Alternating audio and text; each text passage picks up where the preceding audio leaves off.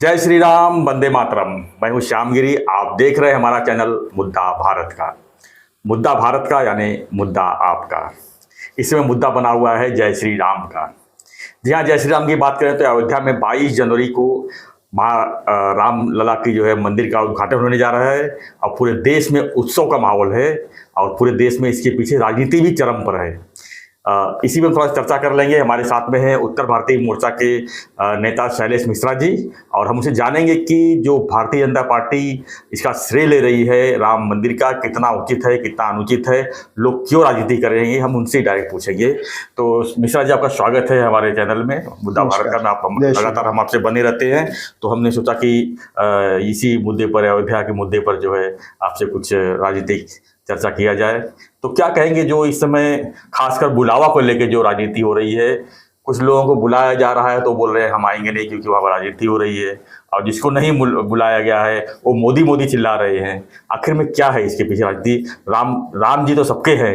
राम जी जो है किसी धर्म के नहीं हैं, हर धर्म के मानने वाले लोग हैं। मैंने देखा कि कुछ सिंगर्स जो गायिका लोग हैं, गायक हैं, वो दूसरे धर्म के भी लोग हैं और रामलला के ऊपर अच्छे अच्छे भजन गा रहे हैं। खासकर मैं शहनाज अख्तर की बात करूंगा कि उसके मैंने देखा है एक एक वीडियो एक साल में मिलियन में लोग देख रहे हैं, और उन्होंने जो रामलला के ऊपर जो भक्ति अपनी विचारधारा रखी है वो काबिले तारीफ है। ऐसे में लोग राजनीति कर रहे हैं। खासकर जो 500 साल के बाद जो है एक मंदिर, जिसको कि भगवान रामचंद्र जी का जन्म स्थल है, वहाँ पर मंदिर जो है 500 साल बाद जो है ये दिन आए हैं कि भगवान रामचंद्र जी अपने अपने पवित्र घर में जो है पधार रहे हैं और लोग इस पर राजनीति कर रहे हैं। क्या आपने विचार रखेंगे? जय श्री राम। श्याम जी, आपको मुझे बताते हुए हर्ष हो रहा है कि उस समय मुझे अयोध्या में राम जी का दर्शन करने का मौका मिला जब राम जी टाट में थे जी, और उनको उनके जन्म स्थल पर जाने से रोकने वाले खाट पे थे। खाट पे बैठ के वो भारतीय जनता पार्टी के हर एक कार्यकर्ता नेता से पूछते थे, मंदिर वहीं बनाएंगे, तारीख कब बताएंगे। आज वही विरोधी लोग भारतीय जनता पार्टी के कम से कम 100 साल के परिश्रम के ऊपर पानी फेरने का प्रयास कर रहे हैं। एक तरफ तो कर रहे हैं, कहते हैं कि ये धार्मिक मुद्दा है, इस पे राजनीति नहीं होनी चाहिए, नहीं होनी चाहिए, होनी भी नहीं चाहिए, लेकिन ये विरोधी लोग ही राजनीति कर रहे हैं। सोचिए, जब मैं उस समय पे अयोध्या गया था तो मुझे वहां पे कोठारी बंधुओं का तस्वीर देखने का मौका मिला था, जिन्होंने अपने प्राणों की आहुति दे दी जी। आज उनको कौन याद कर रहा है? यशस्वी प्रधानमंत्री माननीय मोदी जी और हमारे गृह मंत्री अमित शाह जी के नियोजन में हमारे वरिष्ठ नेता लाल कृष्ण आडवाणी जी ने रथ यात्रा निकाली, पूरे भारत में भ्रमण किया। लोगों जगह यही जो इंडी गठबंधन के प्रमुख घटक आरजेडी के लालू प्रसाद यादव जी, इन्होंने किस तरीके से उस रथ यात्रा को बिहार में रोककर हिंदुओं की आस्था का मजाक उड़ाया था। ये सारे इंडी गठबंधन वाले जो आज सनातन धर्म, हिंदू धर्म का एक तरीके से मजाक उड़ा रहे हैं, लिहाड़ी ले रहे हैं। स्वामी प्रसाद मौर्य जी, वो तो संजय राउत उठ गए एकदम। वंदनीय बाला साहेब ठाकरे जी को मैं नमन करता हूं, लेकिन उनकी विरासत को बेचकर जिसने मुख्यमंत्री का पद ले लिया हो और सब कुछ त्याग दिया, हनुमान चालीसा उनके घर के सामने हो रही है, इसलिए एक विधायिका को आपने जेल में डाल दिया, सांसद, और सांसद को जेल में डाल दिया, नवनीत राणा और रवि राणा दंपत्ति को। आखिर किस मुंह से, किस अधिकार से ये लोग अपने आप को इस श्रेय का हिस्सेदार मानते हैं? बाला साहब ठाकरे जी ने उस समय पे 93 में हिंदुओं की पूरी सुरक्षा की मुंबई में, और उसके लिए हम उनका ऋणी हैं, सदैव रहेंगे। लेकिन उनके विचारों को जो त्याग करके जी आज विरोधी विचारधारा में चले गए हैं, वो लोग किस मुंह से ये कहते, श्रेय लेना चाहते हैं और कैसे ये अपेक्षा रखते हैं?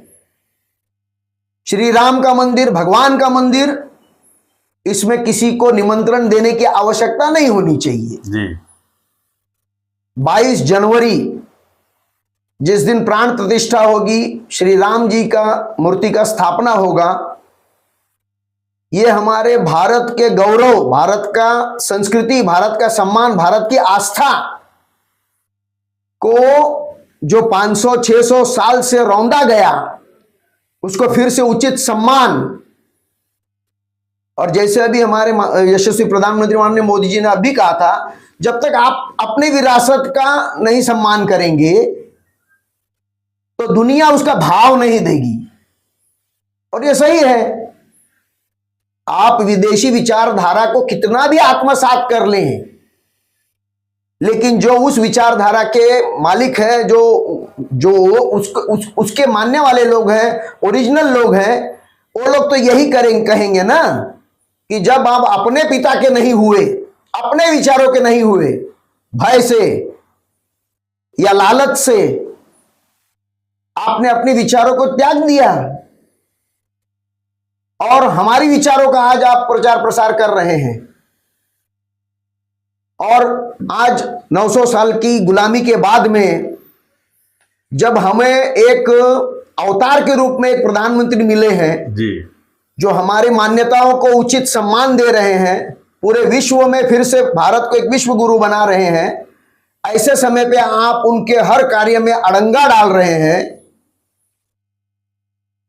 और फिर बाद में जब जो परिश्रम, जो श्रेय, जो नियोजन, जो बलिदान भारतीय जनता पार्टी और इससे जुड़े हुए संस्थाओं ने करके आज ये जो दिन देखने को हमको मिल रहा है, इसमें किसी भी कार्य में क्या इनका कोई योगदान रहा है? यहां पे आज वो लोग खाली, लेकिन मैं एक बात और आपको बताना चाहूंगा कि इनकी कपटी सोच और हिंदुत्व का विरोध इनको रसातल में लेके जाएगा, क्योंकि सच्चाई पराजित नहीं होगी, प्रताड़ित हो सकती है। इस इतने बड़े कार्य में मानते तो सब हैं, हमारे मुसलमान भाई लोग भी मानते हैं श्री राम को। अब सीताराम जो कम्युनिस्ट के नेता हैं, वो उनका एक एक स्टेटमेंट सुनिए, मतलब किस हद तक ये लोग अपने राजनीतिक स्वार्थ के लिए सब कुछ मतलब बेचने पे लगे हैं, मतलब धर्म के खिलाफ हो चुके हैं, हर चीज के खिलाफ। इनको राजनीतिक अपना कार्य पूरा करने के लिए, राजनीतिक अपनी ताकत बनाए रखने के लिए ये किसी भी हद तक जाने के लिए तैयार है। वहां पे जो हमारी जगह पे अनधिकृत कब्जा, सिर्फ हमें हिंदुओं को नीचा दिखाने के लिए, और ये यही रुकने वाला भी नहीं है जी। काशी विश्वनाथ, मथुरा, ज्ञानवापी मस्जिद, क्या आप ये सोच सकते हैं कि मस्जिद के सामने नंदी जी मस्जिद को मुख करके बैठे हैं? और क्या प्रमाण चाहिए? आप आर्कियोलॉजिकल सर्वे भी नहीं होने देना चाहते हैं। कांग्रेस ने तो जिस तरीके से श्री राम के मतलब उनके अस्तित्व पे ही प्रश्न चिन्ह लगा दिया था। वरिष्ठ अधिवक्ता कपिल सिब्बल जी ने तो मतलब जाहिर तौर पे कह दिया था कि श्री राम मंदिर अगर हो गया तो भाजपा इसका राजनीतिक लाभ लेगी। यानी रोकने के लिए आप राजनीतिक लाभ तो तत्काल ले ही रहे थे ना रोक कर। अब जो आदमी मेहनत करेगा, काम करेगा, सत्य के लिए समर्पित रहेगा,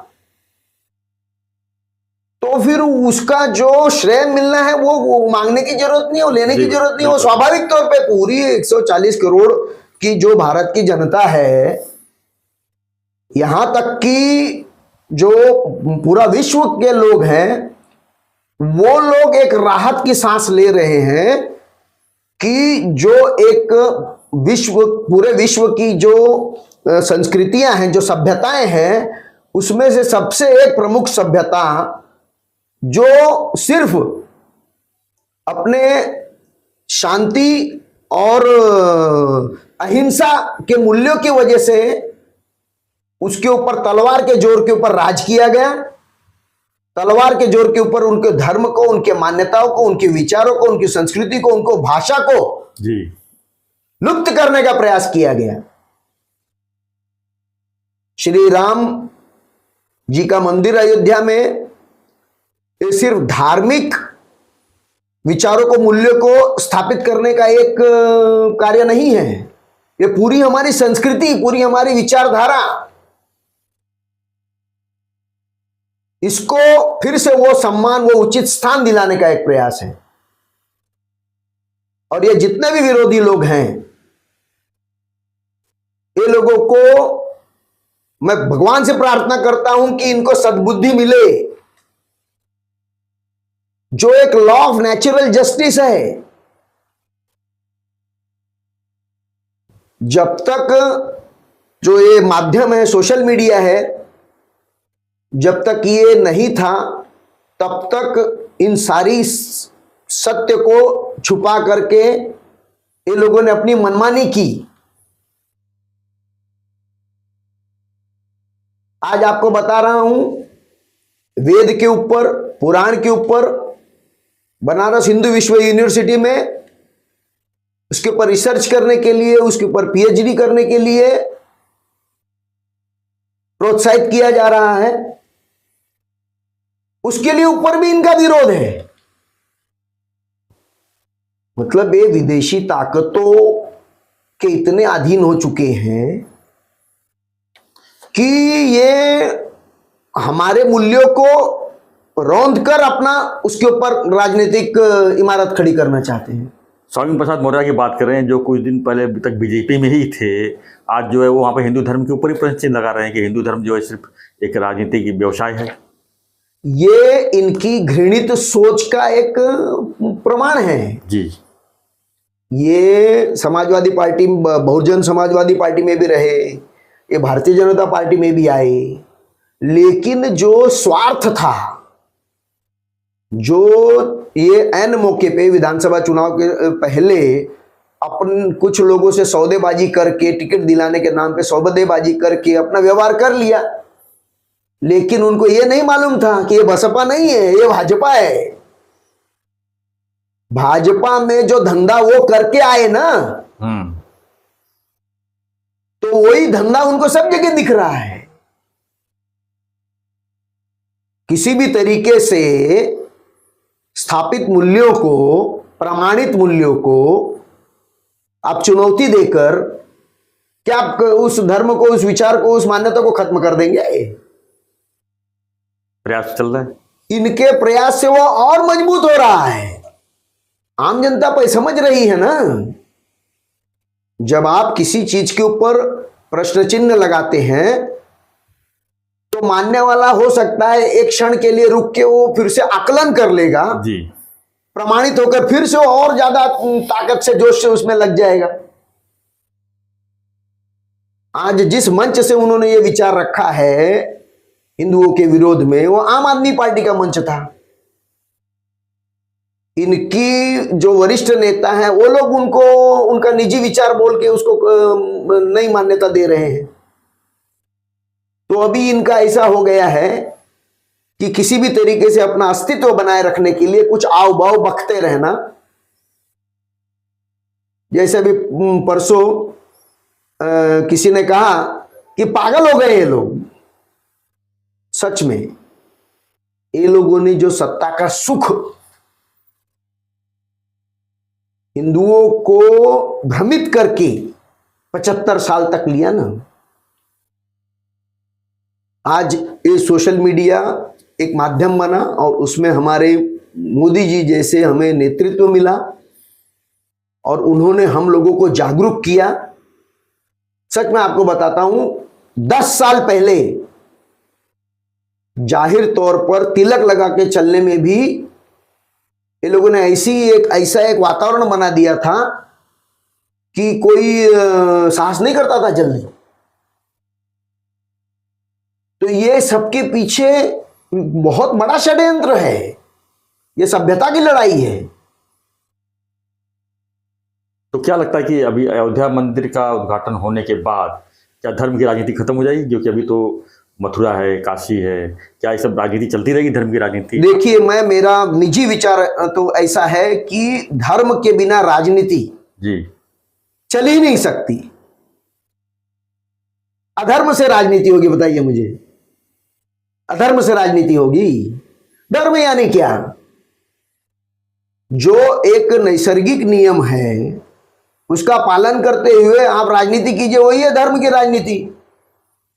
लेकिन आस्था, जी, आस्था आपकी अलग अलग हो सकती है। अब अगर मर्यादा पुरुषोत्तम श्री राम ने धर्म के अंदर अपने जिस मर्यादा का पालन करके उन्होंने इतनी बड़ी लड़ाई लड़ी, असुरों को का नाश करके एक धर्म की स्थापना की, वो खाली धार्मिक नेता नहीं है, हमारे राजनीतिक नेता भी हैं, श्री राम श्री कृष्ण।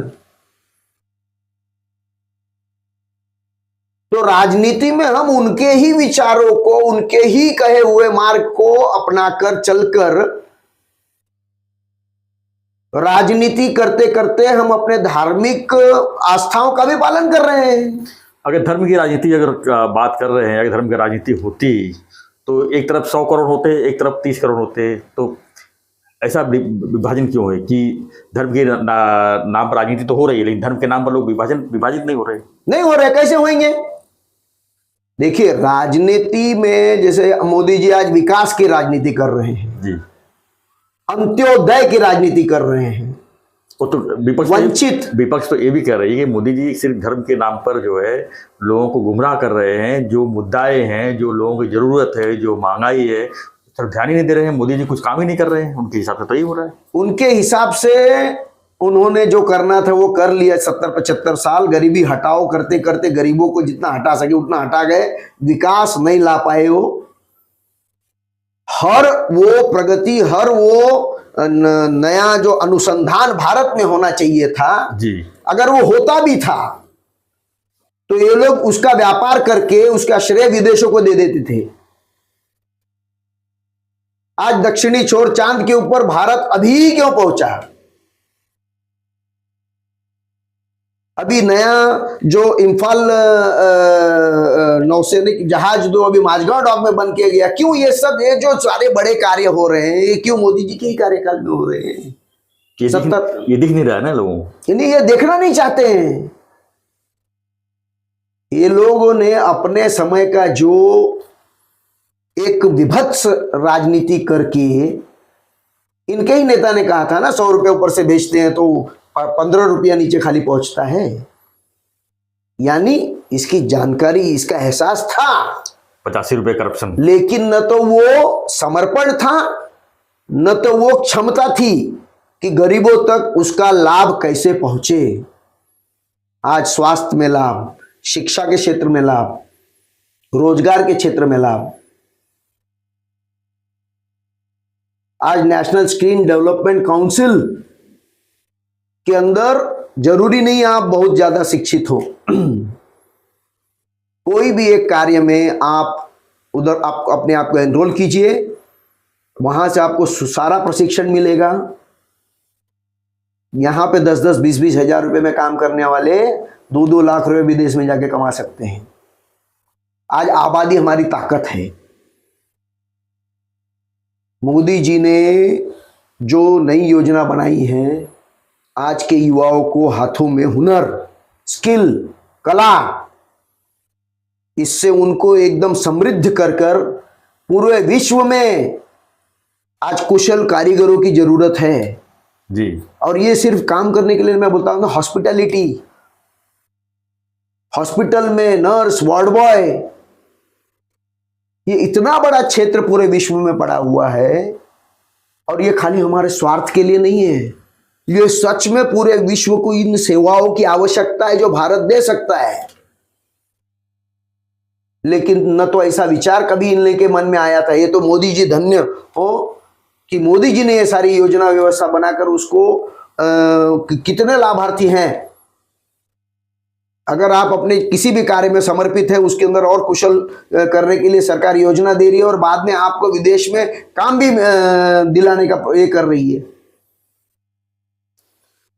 हमारा एक कार्यकर्ता के रूप में हमारा ये दायित्व है कि हम जन जन तक, घर घर तक, हर युवा तक पहुंच के ये जानकारी दें। मोदी जी ने जो इतनी सारी योजनाएं केंद्र में लाई हुई हैं, उन योजनाओं को लाभार्थियों तक पहुंचाकर उनको अधिक से अधिक उनका जीवन कैसे सुखमय हो, अंत्योदय कैसे हो जी, इसका प्रयास हम कर रहे हैं। तो क्या लगता है कि रामलला तो अभी आ जाएंगे, 22 जनवरी को अपने घर में पधार जाएंगे, लोग दर्शन भी करेंगे, तो क्या लगता है आने वाले दिन में राम राज की जो एक परिकल्पना है, लोग देखना चाहते हैं कि राम राज हो हमारे देश में, आ जाएगी राम राज? हाँ बिल्कुल आएगी। मैं तो आया हुआ देख भी रहा हूं जी। नहीं तो 560 साल तक टाट में रहने की क्या आवश्यकता थी। राम राज आ गया है, इसका सबसे बड़ा प्रमाण 22 जनवरी को होने वाला है। इससे ज्यादा बड़ा प्रमाण आपको क्या चाहिए जी। अब असुर तो श्री राम के जमाने में भी थे ना, वो उनके बिना ये पृथ्वी नहीं रह सकती है, वो तो रहेंगे ही हमेशा और विरोध करते रहेंगे, विरोध करते रहेंगे जी बिल्कुल। लेकिन उनका मर्दन करके उसके ऊपर धर्म की स्थापना करने का जो काम है, वो श्री राम और श्री कृष्ण के विचारों से हम लोगों को करते रहना है निरंतर। धन्यवाद शैलेश जी। तो हमारी चर्चा यही थी अयोध्या मंदिर श्री राम जी की, जो 22 जनवरी को जो है एक नई दिवाली के रूप में, एक नए उत्साह के साथ में जो है पूरे देश में जो है मनाया जाएगा। पूरे देश में जो है रामलला का जो आगमन हो रहा है उसके ऊपर हम चर्चा कर रहे थे। जो इस पर राजनीतिक विरोधियों की जो विचारधारा के ऊपर जो इस समय राजनीति चल रही है उसके ऊपर भी चर्चा कर रहे थे। आपकी क्या प्रतिक्रिया है हमारी इस चर्चा पर, हमें कमेंट बॉक्स में लिखिए। और हमारा एक रिक्वेस्ट है, चैनल को आप सब्सक्राइब नहीं किए हैं तो सब्सक्राइब कीजिए और जय श्री राम के साथ में जो है हमारे कमेंट बॉक्स को पूरी तरह से भर दीजिए। जय श्री राम, वंदे मातरम। धन्यवाद। जय श्री राम, जय श्री राम, वंदे मातरम।